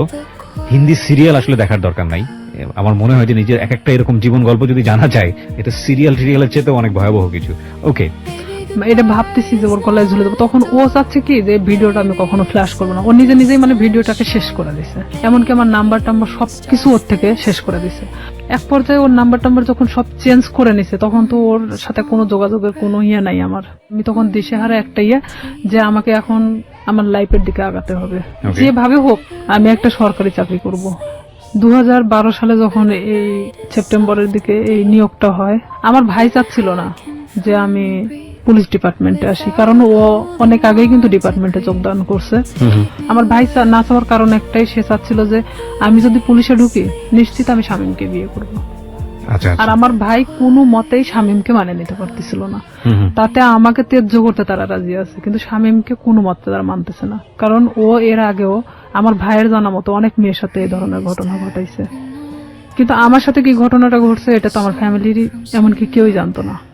তখন আমার বাবাকে বললাম যে অমুক দিন তো নিয়োগ, তা আমি তো দাঁড়াতে চাচ্ছি। তো আমার বাবা বলতেছে যে আমার ভাইয়ের নাম তো বলতে পছন্দ করে না, আর এটা যদি আমি দাঁড়াতে সম্মতি দেই তাহলে দেখা যাবে যে এটা নিয়ে অনেক বাড়িতে এক ধরনের মারামারি শুরু হয়ে যাবে। তাই আমি বললাম যে যা হয় হবে, আপনি যদি আমাকে টাকা দেন দিবেন, না দিলে আমি এমনিতেই যাব, কারণ আমার তো কোনো লোক ধরা নাই, আমি শুধু যাবো এই টাকাটাই চাচ্ছিলাম। তখন আমার বাবা আমাকে 2000 টাকা দেয়, আমি ওই টাকা নিয়ে পাবনা চলে যাই দাঁড়াতে। এক ইয়েতে আমাকে সিলেক্ট করে, কারণ আমি 5 ফিট 9 ইঞ্চি আর আমি একটা স্ট্রং বডির মানুষ। তো দেখার পরে আমাকে সবার পিছন থেকে নিয়ে যাওয়া হয়, ওখানে মাপে ওয়েটে সবকিছু দেখে আমি ঠিক হই। মেডিকেলেও দেখা যাচ্ছে আমার কোনো প্রকার সমস্যা নাই। যাই হোক, চাকরিটা হয় আপনার শেষ হ্যাঁ, পর্যন্ত? হয়। তারপরে আমার চাকরিটা হয়, ওখান থেকে আমি বাড়িতে আসি। বাড়িতে আসার ঠিক আধা ঘন্টা 1 ঘন্টা পরে আমার ফোনে ফোন আসে একটা আনোয়ার নাম্বার থেকে। হুম হুম। ফোন আসার পরে ওইটাই ছিল শামীমের নাম্বার। তখন শামীম আমাকে বলতেছে যে শুনলাম তোমার নাকি চাকরি হয়েছে। তাই আমি বললাম হ্যাঁ। তো আমি বললাম যে এতদিন পর আমাকে আবার খোঁজ নেওয়া। তো বলতেছে আসলে আমি অনেক সমস্যার মধ্যে ছিলাম, আমার প্রত্যেকটা ফোন আমার ফ্যামিলি কেড়ে নিয়েছিল। মানে এটা কিন্তু পুরোটাই মিথ্যা নাটক, কথা। হ্যাঁ। আমি জানতাম, জানা সত্ত্বেও মানে আমি ওর সাথে আবারও কথা বলতে থাকি। ভালো লাগে আপনার? হ্যাঁ, যেহেতু আমি ওকে মনে প্রাণে চাচ্ছিলাম, আমি আবার ওর সাথে কথা বলতে থাকি। আমি এর মধ্যে ট্রেনিং এ চলে যাই, ট্রেনিং শেষ করি, ডিস্ট্রিক্টে যখন জয়েন্ট করি। এর মধ্যে ব্যারাক সিস্টেম, ব্যারাকে কিন্তু আমরা একটা ব্যারাকে অনেক মানুষ থাকি, সেখানে আপনি ফোন এখানে রেখে যেতে পারেন, বাথরুমে যাচ্ছেন, কোনো একটা কাজে বাইরে যাচ্ছেন, ফোনটা রেখে গেছেন। তো এখানে আমার পাশের বেডের একটা মেয়ে এই শামীমের নাম্বারটা নিছে, আমি জানতাম না। এখন কন্টিনিউ তার সাথে সে কথা বলে, আমি কোথায় যাচ্ছি কি করতেছি সব আপডেট দেয়? হ্যাঁ, সে জানতো। আমি খালি ভাবতাম যে এটা অলৌকিক ঘটনা, যে আমি কই গেছি, কোন ড্রেস পরে গেছি, সে কিভাবে জানে। ওকে। তার সাথে কিন্তু আবার তাদের মধ্যে একটা ভালোবাসার সম্পর্ক সৃষ্টি হয়ে গেছে সেই Okay. মেয়েটার সাথে। ওকে। পরে আমি তো ওকে বারবার বলি যে দেখো আমি তো চাকরি করি এখন, আমাকে বিয়ে করো এখন। সে কিছুতেই তখন বিয়ে করতে রাজি না। এটা 2013 ঘটনা। 13 শেষের দিকে আমি ছুটি আসি বাড়িতে, আমি ওকে ফোন দিয়ে বলি, আমি এর মধ্যে কিন্তু অনেক গন্ডগোল হচ্ছে ওর সাথে, মানে আমি বিয়ের কথা বলি, সে কিছুতেই বিয়ে করতে চায় না। এদিকে আমার ফ্যামিলি তো মানে শামীমকে নিয়ে তো খুব একটা ডিস্টার্ব ফিল করতেছে। তো আমি এদিকে ওকে বারবার চাপ দেওয়া সত্ত্বেও আমাকে কিছুতেই মানে বিয়ে করতে চাচ্ছে না তো চাচ্ছে না। তখন আমি বলি ঠিক আছে আমি বাড়িতে আসতেছি, যা করার করব। এই কথা বলে আমি বাড়ি চলে আসি। ফোন দিলাম, ফোন দিয়ে বলতেছি আমি তোর সাথে দেখা করতে চাই। ও আমাকে বলে যে আমি দেখা করতে পারবো না। তাই আমি ডিরেক্টলি ওর বাড়িতে চলে গেছি এই ফোনে কথা বলতে বলতেই। ওকে, কারণ তখন আমি যখন পুলিশ ডিপার্টমেন্টে আসি তখন আমার সাহসটা ছিল অন্যরকম। কনফিডেন্ট বেড়ে গিয়েছে অনেক। হ্যাঁ, আর আমি তখন চাকরিজীবী একটা মেয়ে। যাওয়ার পরে ও দেখি যে চেয়ারের পর বসে আছে, ওর মা পাশে বসে। ও আমাকে দেখে করলো কি এক দৌড় রুমের মধ্যে চলে গেল, যা রুমটা আটকায় দিল। দেওয়ার পরে ওর মা বলতেছে কি হয়েছে। ওর মারা সবাই তো জানতো আমার সাথে সম্পর্ক আছে। বলতেছে কি হয়েছে, তোমার প্রবলেম কি। আমাকে কিছুতেই ওই ঘরের দিকে আগেতে দিচ্ছে না। আমি বললাম যে আপনার ছেলেকে জিজ্ঞেস করেন, সে আমার সাথে কেন এরকম করতেছে। আপনারা জানেন, আমার ফ্যামিলি জানে, সবাই জানে যে তার সাথে আমার সম্পর্ক, তাহলে কেন আজকে ও অস্বীকার করতেছে। তো বলতেছে এটা তোমার ব্যাপার, কিন্তু আমার বাড়িতে কোনো সিক্রেট চলবে না। এটাও ঠিক, তাদের তো কোনো বিষয় না, তারাও তো আমার সাথে বিয়ে দিতে চায় না। তখন আমি নিরুপায় হয়ে ওখান থেকে বের হয়ে চলে আসি। আসার পর বাড়িতে আসার পরে আমি অনেক অসুস্থ হয়ে যাই। এক পর্যায়ে আমাকে হসপিটালে নিয়ে যায়, স্যালাইন চলতেছে। এর মধ্যে আমি যে ডিস্ট্রিক্টে চাকরি করতাম ওখান থেকে একটা মেয়ের ফোন আসে, আমার পাশের বেডের একটা মেয়ের ফোন আসে। বলতেছে যে শামীম কোথায়। তাই আমি বলতে শামীম কোথায় মানে। তো বলতেছে যে হ্যাঁ, জিজ্ঞেস করলাম। তাই তো বললাম যে জানি না ও কই আছে। তো বলতেছে যে ও কিন্তু এখানে আসছে অমুকের সাথে দেখা করতে। তাই আমি বললাম আপনি কই থেকে জানলেন। তো বলতেছে আমি ওর সাথেই ছিলাম, আমাকে নিয়ে গেছিল, কিন্তু ও জানে না যে আসলে আমি তাকে চিনি। কারণ চিনার কারণ হলো তার ছবি আমি তাকে দেখাইছিলাম। তা আমি তখন ওরে ফোন দিলাম, কিছুতেই ফোন ধরে না। পরের দিন ও আমার ফোনটা ও নিজে থেকে ব্যাক করছে। ব্যাক করার পর আমি বলতেছি তুই ওখানে গেছিস কেন। তো বলতেছে যে আমি আসছিলাম এমনিতেই একটা কাজে, তাই ভাবলাম যে ওই আপুরে কিছু বলে যাই তোর সম্পর্কে, তুই আমার সাথে এরকম করতেছিস। পরে এখানে ঘটনাটা হলো সেই মেয়েকে একটা শপিং ব্যাগ দেওয়া হয়েছিল, ব্যাগের মধ্যে অনেক কিছুই ছিল। সেটা কিন্তু তারা আবার যে রুমে দেখাইছে, কিন্তু তারা মানে যে দেখাচ্ছে সে কিন্তু জানতো না যে তার পাশের বেডের আরেকজন তাকে চেনে। তো আমি যাওয়ার পরে এটা নিয়ে তাকে আমি ফোর্স করলাম যে কেন আপনি তার থেকে জিনিস নিলেন, এটা সেটা বলার পরে তার সাথে এক পর্যায়ে ঝগড়া হয়ে যায়। ভাঙনটা এভাবেই শুরু হয়ে যায়। তার থেকে মানে আমার একটা ঘৃণা জন্মে যায় যে আমি স্ট্যান্ড থাকা সত্ত্বেও সে অন্যজনের সাথে সম্পর্ক করে। তাহলে আমার ভাইয়ের কথাটাই সত্যি ছিল। তখন আমি একটা বাস্তবের সম্মুখীন চলে আসি। আমি তখন আস্তে আস্তে তাকে ভুলতে থাকি। এর মধ্যে যে যতটা ঘটনাই গেছে না কেন পুরোটাই খালি ব্রেকআপের দিকে গেছে, মানে গন্ডগোল, সম্পর্কটা ভেঙে দেওয়া ওকে এক ধরনের। এর মধ্যে ওই জেলারই এক থানাতে আমার পোস্টিং হয়। ও ক্রমশ আমাকে এভাবে জিজ্ঞাসা করে তোর কার সাথে আজকে ডিউটি। আমি বলি যে অমুক স্যারের সাথে ডিউটি। ওখানে আমাদের তো শিডিউল বাই ডিউটি হয়। দেখা যাচ্ছে যে আপনার সাথে আমার বারবার ডিউটি হচ্ছে, এটা তো আর আমার দোষ না। ওটা কি তোর অমুক লাগে সেটা লাগে, মানে খারাপ ধরনের আমাকে কথা বলা হয়। আমি বলি দেখো উনি আমার অফিসার আর তার সাথে আমার ডিউটি হয়, এমন কিছু না। সম্পর্কটা তো আপনার ব্রেকআপের দিকে যাচ্ছে, মানে সম্পর্কটা তখনো ব্রেকআপ হয়নি। আবার জোড়া লাগে, আবার ধরেও না ছাড়েও না, এরকম একটা বিষয়, মানে একটা ঝুলন্ত অবস্থা। আবার তর্কাতর্কিও শুরু করে। মানে যতটা সময় ভালো দিকে হয় ততটা সময় আবার খারাপ দিকেও। আমরা শেষের দিকে চলে আসবো প্রিয় শ্রোতা। গল্পটা কোথাকার গল্প, কোথায় গিয়ে দাঁড়িয়েছে একটু চিন্তা করে দেখুন। আমরা শেষের দিকে ফিরে এসে আপনাদেরকে একেবারে শেষ রিয়েলিটি যেটা সেটা জানাবো। এবং আবারও বলবো অনুমান করবেন না, কারণ জীবন গল্পে অনুমান আসলেই অপ্রয়োজনীয় এবং সেটা আসলেই শেষ পর্যন্ত মেলে না। ছোট্ট একটা বিরতি, তারপর ও আমাকে বারবার এরকম খারাপ খারাপ কথা বলে। তখন আমি বলি যে হ্যাঁ আমি ওকে পছন্দ করি, মানে এক কথায় বলে দেয় যে আমি ওই অফিসারকে পছন্দ করি, যে সে আমার থেকে তারপরও সরে যাক এখন। তখন সে কি করে আমার এলাকাতে গুজব ছড়ায় আমি নাকি ওনাকে বিয়ে করছি, অথচ তার সাথে আমার কিন্তু কোনো প্রকার সম্পর্ক নাই। তখন সেই এলাকায় ছড়ায় দেয় যে আমি নাকি এরকম আমাদের ডিপার্টমেন্টের একজনকে বিয়ে করছি। এই লোকও আস্তে আস্তে এই জিনিসটা জানা যায় যে সে এরকম বিয়ে করতেছে, কারণ তার সাথে আমি অনেক বিষয় নিয়ে ডিসকাস করতাম আগে থেকে। তখন এই ব্যাপারটা এমন ভাবে দাঁড়ায় যায়, সে আমার এলাকার মধ্যে এমন ভাবে গুজব ছড়ায় দেয়। তখন ওর বিষয়ে আমি বাড়িতে এসে আমার ফ্যামিলিকে পুরো ঘটনা তখন বলি।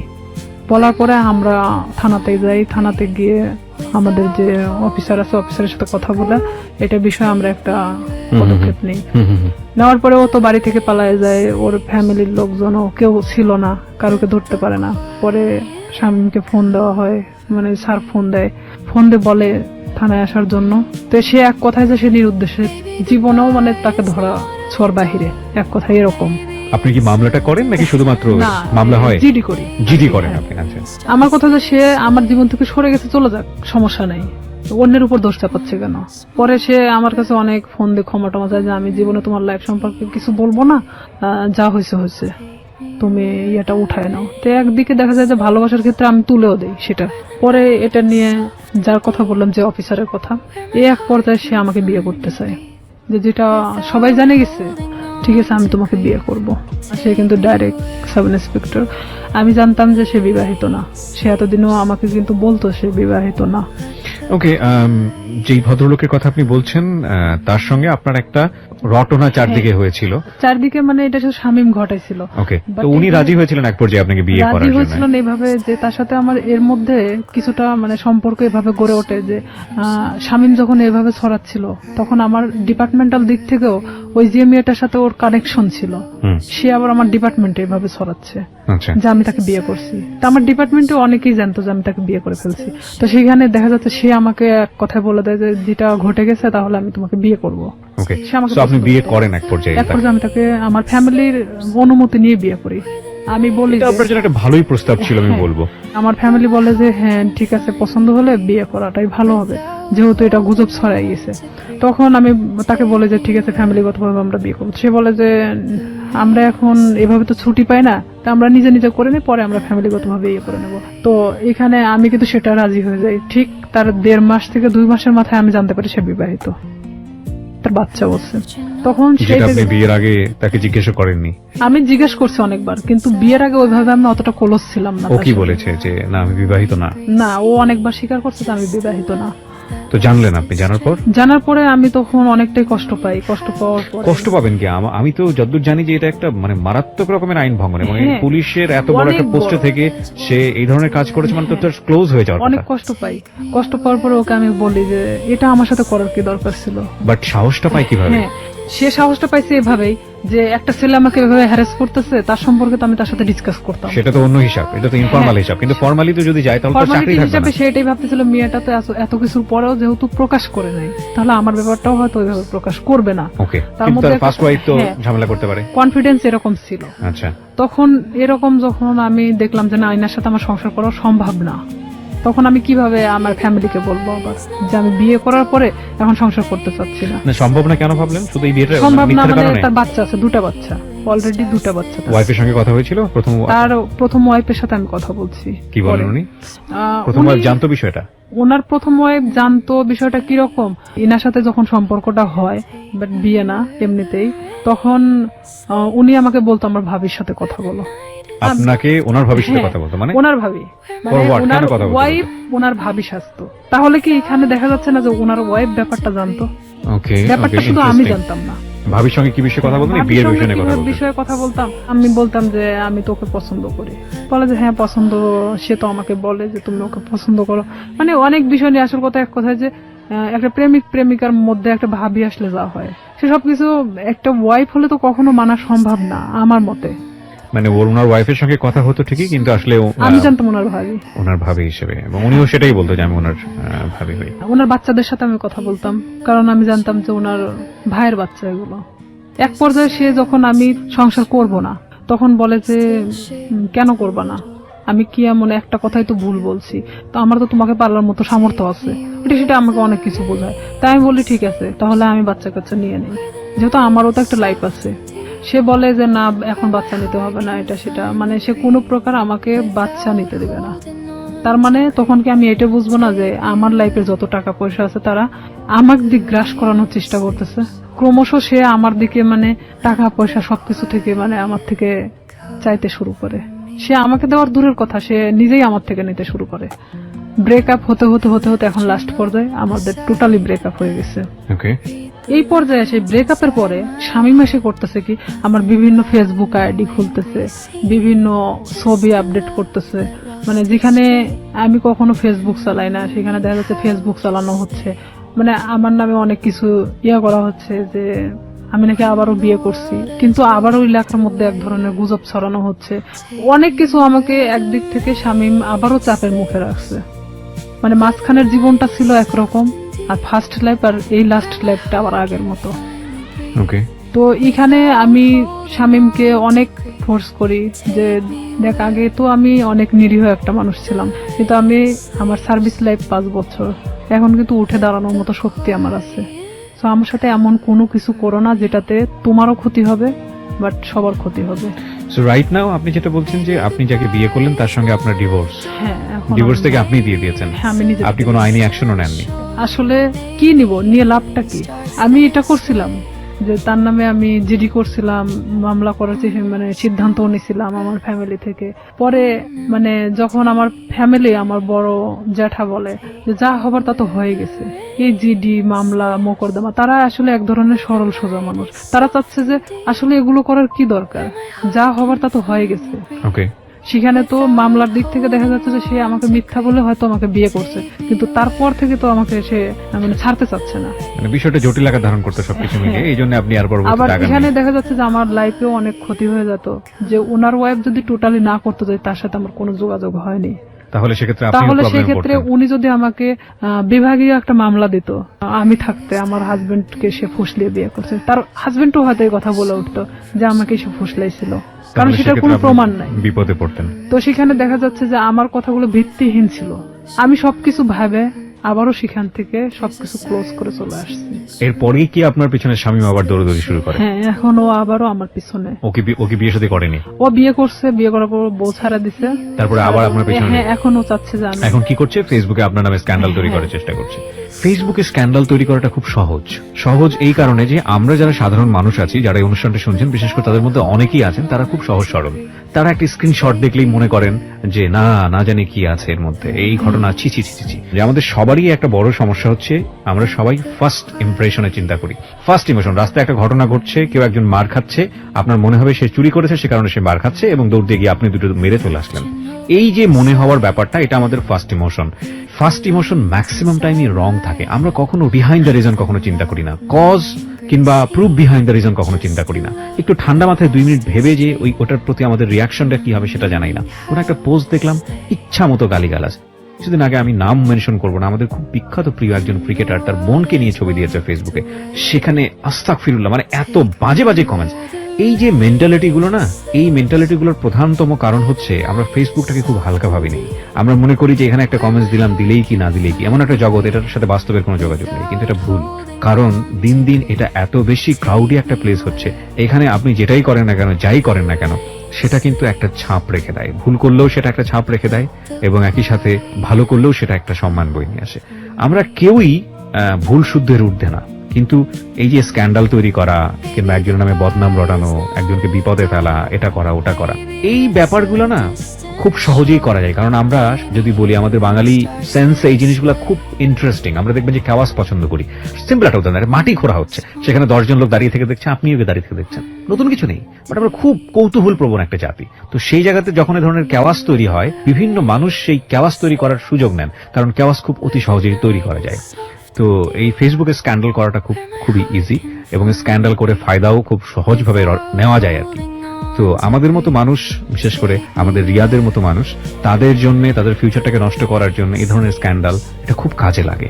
কিন্তু একটা কথা হচ্ছে কি ভাই, দিন শেষে গড জাস্টিফিকেশন বলে একটা ব্যাপার আছে, ঈশ্বরের মার, হ্যাঁ, এবং এটা খুব ভয়াবহ। ঠিক আছে, একজন মানুষকে বিপদে ফেলার জন্য আপনি যদি কোনো চেষ্টা করে থাকেন, তাহলে নিশ্চিতভাবে আপনি ধরে নেন আপনিও সেই বিপদে পড়বেন। আপনি মূলত আজকের এই অনুষ্ঠানে এসেছেন আপনার এই কথাগুলো খুলে বলার জন্য। আপনি একজন ভিকটিম, এবং আপনি যাদের হাতে আইন শৃঙ্খলা রক্ষা করার কাজ, তাদের মধ্যে কাজ করেও আপনি একজন ভিকটিম। আমি একজন victim।